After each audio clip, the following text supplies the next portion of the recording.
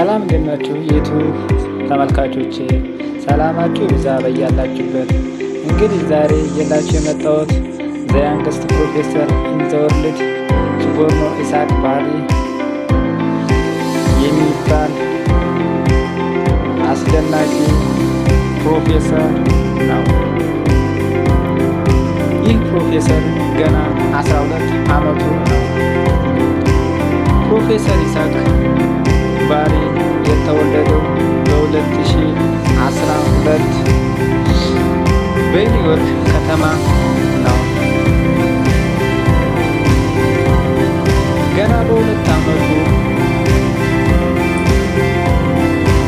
ውስብስብ የፊዚክስ እና የማትማቲክስ ኢኩዌሽኖችን መፍታት ችሏል። በ4 ዓመቱ ወደ ከፍተኛ ትምህርት ተቋም መቀላቀል ችሏል።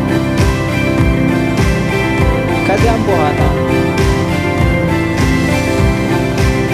በዓለማችን ላይ ግዙፍ ከሚባሉት ዩኒቨርሲቲዎች እንደ ኦክስፎርድ፣ ሃርቫርድ፣ ካምብሪጅ ዩኒቨርሲቲ ማስተማር ጀመረ።